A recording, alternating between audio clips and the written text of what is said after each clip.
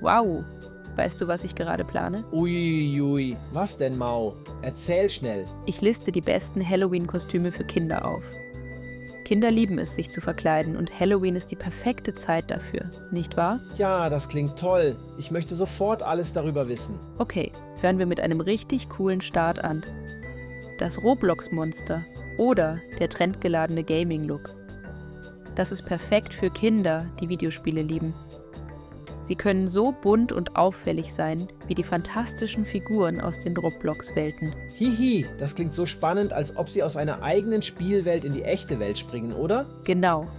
Und stell dir vor, wie viel Spaß Kinder beim Süßes oder Saures Spielen haben können, während sie wie ihre Lieblingsspielfigur aussehen. Ich wette, ihre Freunde werden jede Menge Fotos machen wollen. Was ist das nächste Kostüm? Ein K-Pop Demon Hunters inspiriertes Kostüm. Das ist aus einem aktuellen Trendfilm und kombiniert coole Outfits mit kleinen Dämonenjäger-Details. Ha, dieses Kostüm hört sich sehr abenteuerlich an, als könnten sie Popstars und Dämonenjäger gleichzeitig sein. Richtig. Kinder fühlen sich wie Stars, die spannende Abenteuer erleben. Sie können singen, tanzen und gleichzeitig Bösewichte besiegen. Herrlich. Und was ist mit einem klassischen Superheldenkostüm? Auch das gehört natürlich dazu. Superhelden mit Capes und mächtigen Symbolen lassen Kinder stark und mutig fühlen. Ja, sie könnten die Welt retten spielen und überall herumrennen.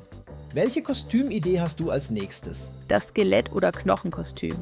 Es kombiniert einen Hauch von Grusel mit ganz viel Spaß. Ui, Klapper, Geräusche machen. Ist bestimmt lustig. Und dabei bleiben sie fröhlich, obwohl sie wie ein Monster verkleidet sind. Absolut. Weiter geht's mit dem Ninja-Kostüm. Kinder können sich als geheime Agenten verkleiden und leise Missionen erfüllen. Schleichend durch die Nacht huschen. Das ist so aufregend, sie können sich wie echte Ninjas fühlen. Ja, sie schätzen die schnellen, geheimnisvollen Bewegungen. Soll ich dir von einem witzigen Kostüm erzählen? Bitte, was für ein Kostüm? Ein Gurke oder anderes Essensthema-Kostüm. Kinder lieben es, wenn alle über sie lachen, weil sie etwas Unerwartetes sind. Wie eine große Gurke. Hihi, ich bin eine Gurke. Das hört sich einfach zu lustig an. Ja, mit einem riesigen Lächeln durch die Straßen ziehen. Was köstlich ist. Nun, über die 7 Meere geht's zum Piratinnen-Kostüm. Oh, ich liebe es.